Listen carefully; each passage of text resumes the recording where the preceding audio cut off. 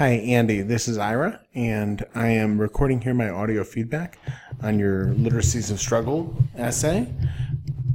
My goal in this feedback is not so much to evaluate the Literacies of Struggle essay as it is to reflect back to you some of the things that I think you're doing there that are really strong and that you should value as a writer, and I hope that you do, and also to reflect back some spaces where I think you can grow as a writer, and so it's sort of commentary for you as a writer in general. Over and above that, I'm going to reflect back some of the things I think you're saying that are really interesting about literacies of struggle and some of the ways that you're thinking about that are really useful. And I'm also going to push you on a few things or challenge you in a couple moments, ask you questions that I hope will also be useful as you're coming into your final project and working through what exactly you've been up to this semester, what it's meant to study literacies of struggle, why we do it, what you're looking at, and how you go forward from here.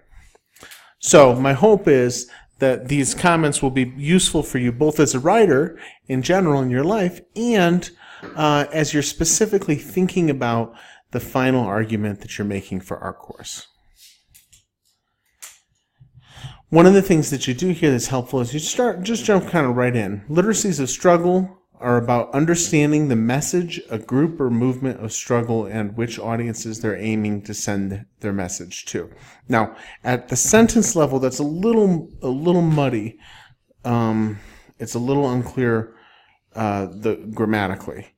But what I take you to be saying is that literacies of struggle are about understanding the message a group or a movement is communicating in the process of their struggle, and is about understanding which audiences they're aiming to communicate that message to. So assuming that's your point, I think that's a really interesting and useful way of thinking about literacies of struggle. So you go from there to talk about this as meaning not just understanding where their own sponsors of literacy have come from, but also listening to how groups that have been marginalized or those who are defending marginalized people have been struggling to get their message across to a certain audience. And so what I take you to be saying here is that what's at stake in literacies of struggle is this sort of combination of both understanding how the people involved in movements or social justice groups are communicating, and so understanding what it is that they're saying and who their literacy sponsors are, and also understanding who their audiences are, who they're trying to reach, and who they're trying to communicate with or affect. So this is the general definition that I think you're working with here, and I think it's a really interesting one. Now, I do have to point out that at the level of individual sentences, you can sometimes be a bit difficult to follow. And so one of the things I want to really strongly encourage you to do is stop by the Writing Center and ask to work with a tutor on individual sentence level communication. Make it clear that what you're looking for is to develop a stronger sense of when a sentence isn't quite working and of what sort of remedies you have, what things you can do to make the sentence work better. Because some of these sentences, and I'm not going to just go on about this, but it's something you should know. A lot of the sentences in this essay are not fully grammatically clear. So that is something I want to encourage you to work on with a writing tutor. Now, that's not a judgment of this Literacies of Struggle paper, because the work that I was most interested in you doing here wasn't really necessarily about the beauty of the writing or the grammatical clarity, but rather about the thinking through of the theory. And I think that you've done a smart and interesting job here. It's just that sometimes the way it's written makes it harder for me to actually track what you're saying, and I'm having to kind of work it out a bit for myself. So, kind of going forward, one of the things that you're doing early on is you're turning to this question of who are our literacy sponsors. And I like the way that you make that kind of link, which is you say individual people related to a movement of struggle have their own backgrounds where they learn to listen, read, write, and speak. Where they learn to communicate or listen, they are learning it from several different sponsors of literacy. And so you're asking us to think right off the bat in terms of literacies of struggle as things that people and movements learn. They're not just made up out of nowhere, but they're actually based on individuals in movements, partially learning maybe about past movements, previous movements, partially learning from a variety of different literacy sponsors and combining all that together. And that, I think, is one of the really unifying themes of this essay, of your definition of literacies of struggle, that I think is really interesting. This idea that what's at stake in literacies of struggle is members of movements, members of social justice movements or activist movements or protest groups, learning from multiple literacy sponsors and combining what they learn in new ways. So I think you're onto something really interesting there. And I think you use Brandt's work to help you get at that in a useful way. At the level of writing, I also want to kind of note that one of the things that you do is you follow up your discussion with Brandt by using Brandt to help you understand Ansaldúa, which is cool. So you say Gloria Ansaldúa is an example of someone who's used their sponsors of literacy to create her own identity, but has clashed with sponsors of her literacy by setting out her own goals and by using other sponsors of her literacy. And so you kind of turn from that general, more abstract idea in Deborah Brandt in a little way, in some ways, and move into treating Gloria Ansaldúa's work as a concrete example of this idea that what happens in literacies of struggle is that people mesh multiple literacy sponsors' demands or desires. People synthesize or work through multiple potentially competing literacy sponsors' demands and desires. And you do a nice job of looking at how Gloria Ansaldúa does that. I'm a little bit less clear when you move to Ratcliffe. I like the idea of literacies of listening. I think that's a cool way of trying to make that movement from Ansaldúa to Ratcliffe. But I'm also not totally persuaded, mostly because I'm not sure what you mean exactly by literacies of listening. And this is somewhere where, as a reader, I would kind of want to see you get a little more into the text, a little more into not just the pages where you're finding the ideas, but really quoting directly and then explaining those quotes and helping a reader really follow exactly what is it that you're getting from Ratcliffe. Not just the concept, but even the way that she says it, and really kind of, drill down and explore that a little bit more. And I think kind of what ends up happening a little bit here for me as a reader is you do a good job of summarizing key ideas from Ratcliffe. You totally do a good job of that. But it also, we kind of lose a little bit this sense of what exactly are we talking about, of how is this related to literacies of struggle exactly. Now you come back out at the end, but it doesn't really, you're not really explaining here quite what the relation to literacies of struggle is. So you say it's important to understand that not everything written or spoken will apply to listeners of struggle. And consider that some aspects only apply to the group or individual speaking out.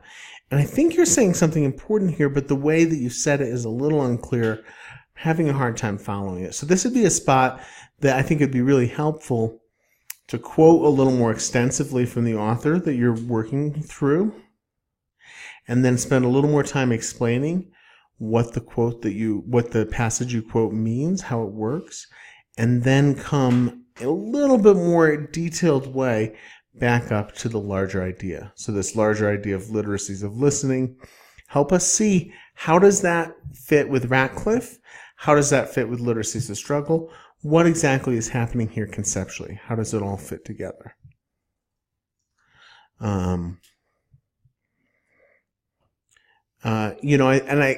say that because I think that this notion that you have, that and this is one of the things that I think you do really well. You make these cool connections, and you have these very suggestive ideas, like this notion of literacies of listening. That just as literacies of struggle we actually learn literacies of listening. I think that doing so is maybe even part of literacies of struggle. I'm not sure how that works out for you. And that then gets us to a little bit of the difficulty, which is you kind of just keep moving on looking at what this looks like in practice, right? And so you say, this is what it looks like to listen to the rhetorical artifacts of the trickster cycle. And you're saying, see, look, this is one of the things that can happen. We can learn to listen to each other. We can write translations. And I think that's smart and interesting. But I'm also a little bit lost. I'm like, okay, so wait, what are literacies of struggle here? What's the exact relation? How are literacies of struggle and literacies of listening related? How are literacies of listening tied to Ratcliffe? What's the use of this way of thinking? And so that's somewhere where I find myself wanting to push you to explain more, say more, help us see more. I know you're making a cool link. I can see it, that it's a cool link, but I can't quite see how it works. And so as a reader, one of the things I find myself needing from you is more explanation of how does it work? How does the link work? How do the pieces fit together? So to just kind of pick up, sorry about that, my computer battery died, and so the recording was interrupted. So this is going to seem a little disjointed, but what I want to pick up in here is this notion that you do look at the way that it's possible to translate in a way that develops a kind of understanding. And one of the things I'm still looking for is that connection between literacies of struggle and literacies of listening, and how are these related for you? Obviously this paper's done and you did a good job of this paper, but I think it's an interesting and I hope useful thing for you to be thinking about in your own mind going forward is, what's the relationship for you between literacies of listening and literacies of struggle, and how are they connected? I think you did a really good job in the testing the definition of looking at the way that people frame identity, the ways in which people draw on different kinds of symbols and develop literacies of struggle that are about creating more powerful hybrid identities, creating ways of self-representing as, for instance, here with the flag, a desire of Mexican American and Chicanx people to be considered American citizens by both the United States government and other citizens of the country, while maintaining pride for their own culture. And so I think this idea of that particular instance of literacy of struggle as being about negotiating somehow between two positions, creating a symbolic connection that helps the people involved in the movement to articulate apparently to some people opposing identities in such a way as to show that those identities aren't opposing, that they can occupy the same space, that they can be continuous and not just discontinuous. I think that's really useful. One of the things that would be helpful for me along the way, you do this, sorry, I just want to say, you do this same thing usefully in all of your looking at the rhetorical artifacts. So that's something I think is pretty strong. You're pretty good at like looking at what are the details there that are important, that are interesting, and that are part of the rhetorical activity involved in this literacy of struggle. One of the things that's not as clear to me is what exactly would your definition have you expect in these cases? So you talk about the things that surprised you. Okay, fair enough. But why did they surprise you? Why would you expect something different based on your definition? What are the aspects of your definition of literacies of struggle that are being challenged here in some way? And I think answering that question, what about your definition of literacies of struggle is getting challenged here, would help you also build a stronger transition. So one of the things that's happening here is there's just kind of like a, I was doing X and then I did Y. It's sort of a jump. And so this is just kind of a thing to think about as a writer. A really good strategy for those moments when you're jumping from X to Y is to go back to your own organizing idea, a thesis, or in this case, a definition, and think about how are each of these differently related to that definition. What's at stake here for your definition? In the Spanish language version of the national anthem. What's at stake for your definition in Pike's status as an assistant professor from Asian American Studies rather than Chicanx person? So in other words, use the question of how each of these are related specifically to your definition, even if that's a matter of being related in the sense that they're not doing what you'd expect. Explain why. Explain what about your definition is being sort of challenged in some way, and use that to help you make the connection, to help you make the transition. So that's that's sort of in general thing I encourage you to think about in your writing going forward for many classes, and for the great deal of writing I expect you'll do over the course of your life to come, is think about those moments where you find yourself just going to the next thing, the next text I read, the next thing I looked at, the next, etc. And instead of just going to the next thing, go back in some way to the organizing idea. And think about how each of these things is related to that organizing idea. And that's going to help you then kind of do what you do well here, where you do explain a surprise. So here, by contrast with above, you say, this came as a surprise to me. And why? Since I was under the assumption that the texts coming out in support for the movement would be written by those who were affected by the policies put in place. And so you explain a little bit more why you were surprised.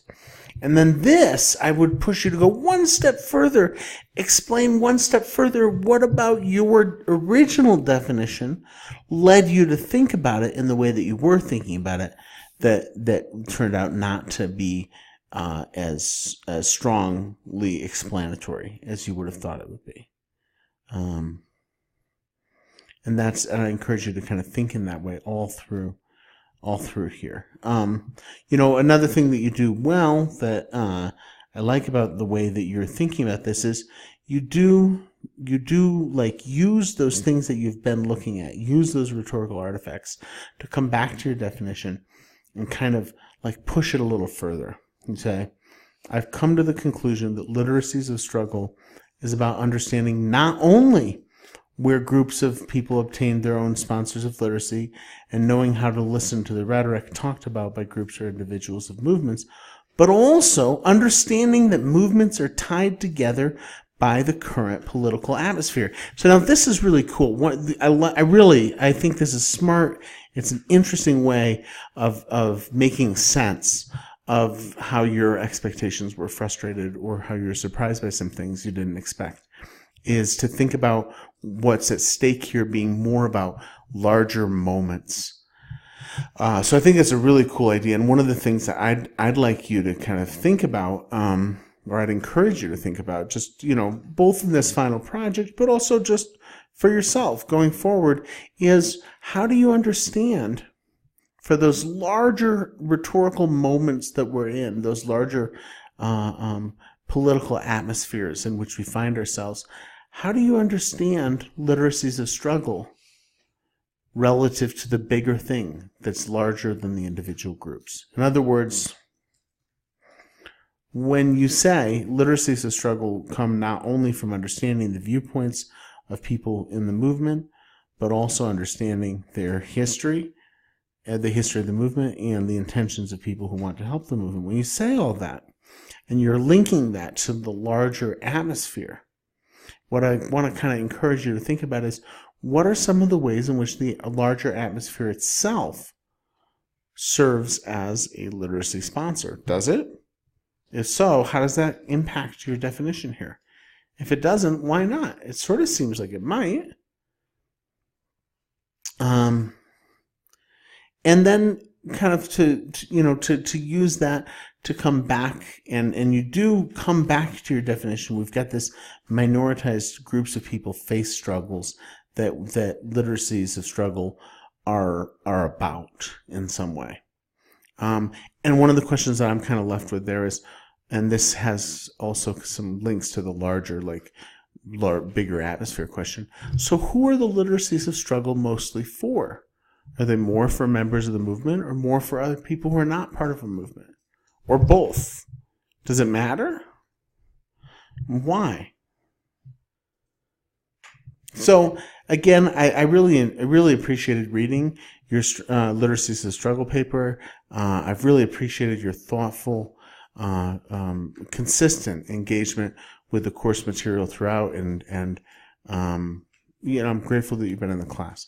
If you'd like to meet with me early next week, Monday or Tuesday, about your final paper, send me an email ahead of time. Otherwise, and either way, I hope that these comments have been helpful, or will be helpful, as you're thinking about what we've been up to together this semester, what this course has been about, what you've been up to, and what you're up to now in your final project. And either way, I look forward to reading you soon. Thanks.